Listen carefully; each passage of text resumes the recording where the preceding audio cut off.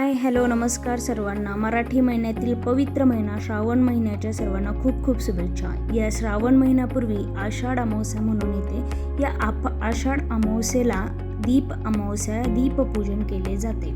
तर आज आपण या दीपपूजन कसे केले जाते हे पाहणार आहोत. तर या अमावस्येला किंवा श्रावण सुरू होण्यापूर्वी घरातील एक ना एक दिवा बाहेर काढून तो स्वच्छ केला जातो, घासून पुसून, आणि त्याची पूजा केली जाते.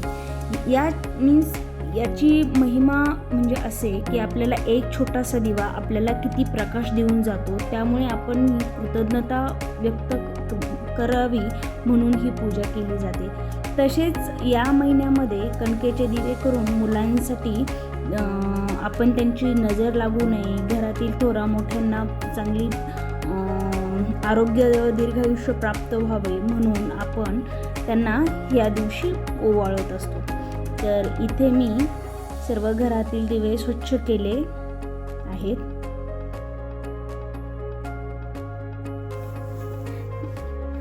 चांगला पवित्र महिना सुरू होण्याअगोदर आपली पूर्ण एक ना एक दिवा किंवा देवाचे सगळे भांडी सगळे स्वच्छ करून होतात. आणि या श्रावण महिन्यामध्ये आता इथून पुढे सर्व सण सुरू होतात.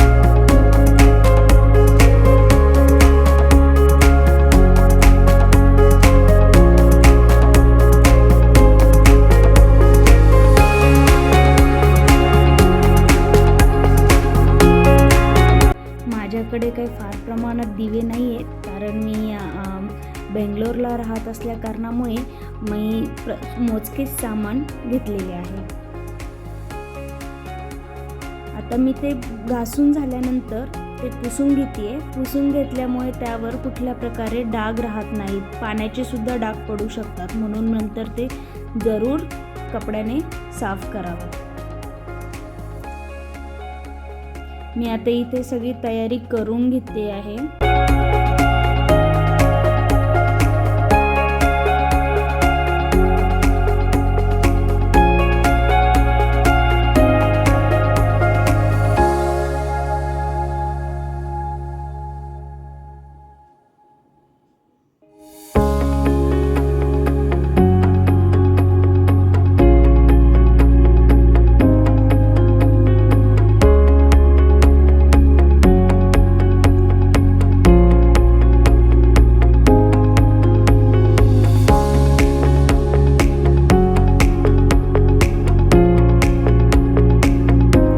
या दिवशी घरातील प्रसन्नता ही काही वेगळीच असते, कारण सगळे दिवे लागलेले असतात. घरात असं सणासारखा मौसम तयार झालेला असतो, नाही काहीतरी स्पेशल आहे. आणि मुलांनाही ह्या गोष्टी कळून जातात, नाही आज काहीतरी आहे म्हणून मम्मीने हे सर्व केलेलं आहे. तर हे पुढच्या पिढीला सुद्धा दिसेल आणि ते फॉलो करतील. तर ती सगळी पूजा करून झाल्यानंतर आता मी इथे कणकेचे दिव्यासाठी तयारी करत आहे. कणकेचे दिव्याचे फार महत्त्व आहे. यासाठी आपल्याकडे 5, 7, 11 अशा प्रकारे कणकेचे दिवे बनवले जातात. आणि ह्या दिव्यांनी अगोदर देवघरातल्या पूर्ण दिव्यांना ओवाळून घेणे आणि नंतर मुलांना त्याने ओवाळून घेणे. यामुळे लहान मुलांना नजर लागत नाही, तसेच थोरा मोठ्यांना दीर्घायुष्य प्राप्त होते, म्हणून याची घरोघरी या दिवशी पूजा केली जाते. तर इथे मी पाणी गरम करण्यासाठी ठेवलंय. कणकेचे दिवे थोडे वाफवून घ्यायचे आणि त्यामध्ये तुपाचा दिवा लावायचा.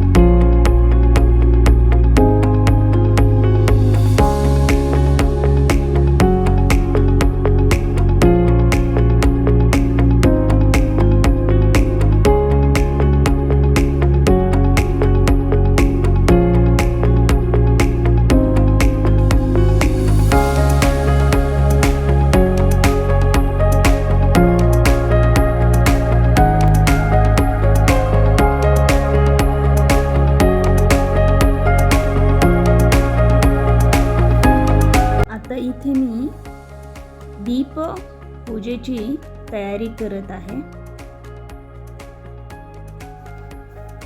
एकच छोटासा चौरंग घेतला आहे, त्यावर वस्त्र टाकलं आहे.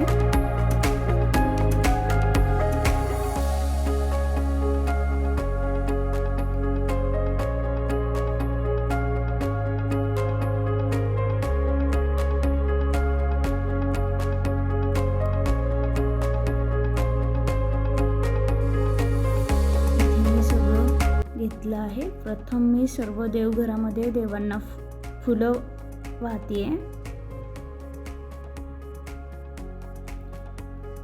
आता प्रत्येक पूजेची सुरुवात ही आपण गणेश पूजेने करतो, म्हणून मी इथे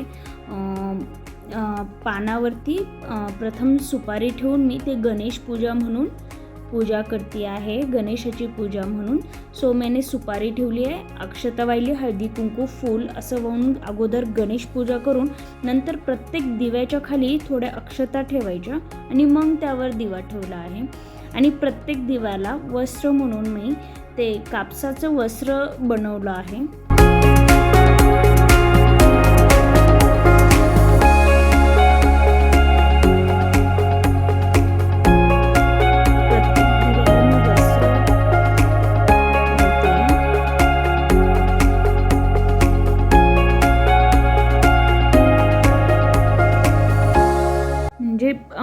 वेगवेगळ्या भागामध्ये वेगवेगळी पूजा करण्याची प्रथा असेल, वेगवेगळ्या पद्धतीनुसार, पण मला जशी माहीत आहे तशी मी जशी पॉसिबल आहे तशी मी करते. नंतर प्रत्येक दिव्याला फूल वाहते.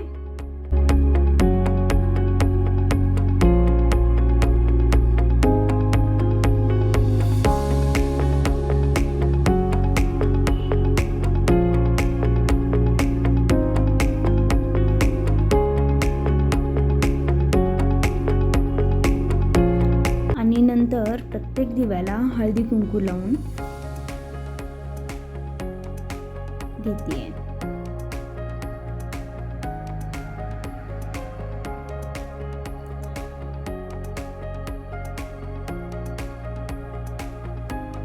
आणि दिवे लावते. आणि या दिवशी फुटाणे, गूळ आणि मुरमुरा याचा प्रसाद ही चालतो. उत्तम.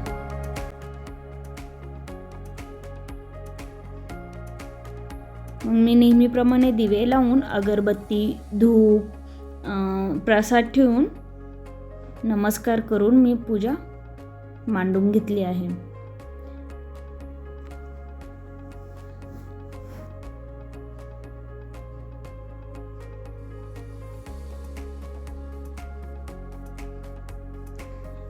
यामुळे घरातली निगेटिव्हिटी कमी होऊन पॉझिटिव्हिटी वाढते.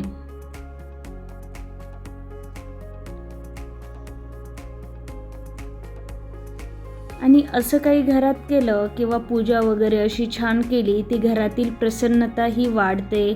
छान धुपाचा, अगरबत्तीचा सुवास सगळीकडे पसरतो आणि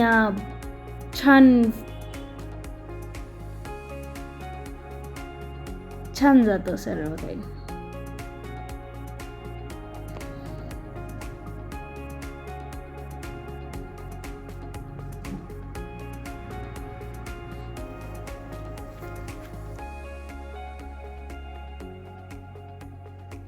इथे मी नैवेद्य ठेवत आहे, फुटाणे, गूळ. आणि नंतर मी ते कणकेचे, माझ्याकडून ते स्किप झालं की मी ते पहिले कणकेचे दिव्यांनी देवघरामध्ये ओवाळून घेतलं आणि नंतर मुलांना औक्षण करते आहे.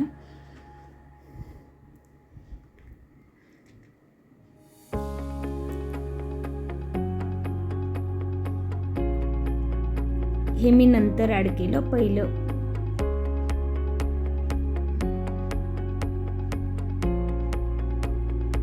आणि नंतर मी बाहेरचेही दिवे लावून घेते. तसं पाहता मी दर गुरुवारी बाहेर 2 दिवे लावतच असते. आज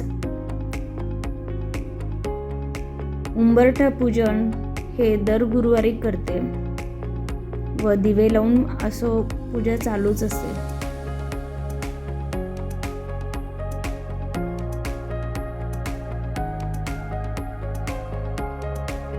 अशा प्रकारे माझी इथे पूजा संपन्न झाली आहे. कसा वाटला तुम्हाला ब्लॉग नक्की कमेंट करा.